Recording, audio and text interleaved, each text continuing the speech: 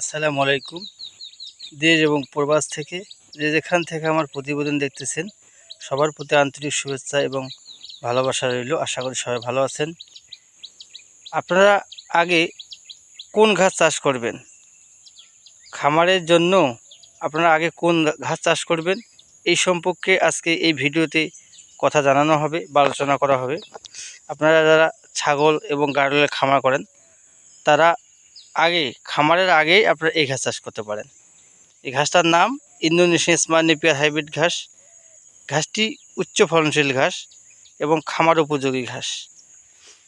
এই ঘাসটি খুবই নরম এবং রসালো স্বাদযুক্ত, পাতাগুলো অনেক মসৃণ তাজা। এই ঘাসটি ছাগল, গাড়ল, গবাদি পশু খাইতে খুব পছন্দ করে এবং স্বাচ্ছন্দ্য বোধ করে। এই ঘাসটি দ্রুত হয় এবং ফলনও ভালো হয়। মাশাআল্লাহ, আমি এই ঘাসটি রোপণ করছি ছাগল এবং গাড়লের জন্য।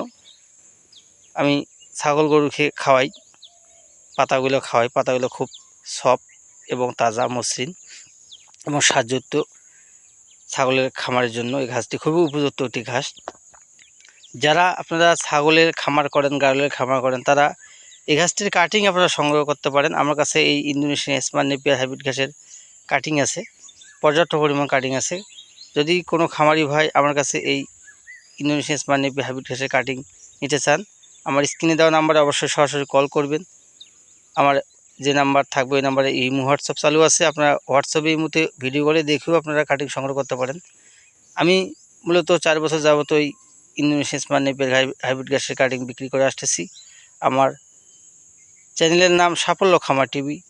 আমার নাম মোহাম্মদ জামিল হোসেন। আমার জেলা দিনাজপুর, শ্রীবন্ধু উপজেলা এবং সৈয়দপুর, নীলফামারী, এই 2 জেলার মাঝামাঝি আমরা আছি। আমরা সৈয়দপুর থেকে মূলত কুরিয়ারের মাধ্যমে ডেলিভারি দিয়ে থাকি। যারা আমার এই ভিডিওটি দেখতেছেন শুরু থেকে শেষ পর্যন্ত দেখবেন, তাহলে এই ঘাস চাষ সম্পর্কে জানতে পারবেন। ফোন করে আরও আপনারা বিস্তারিত জানতে পারেন।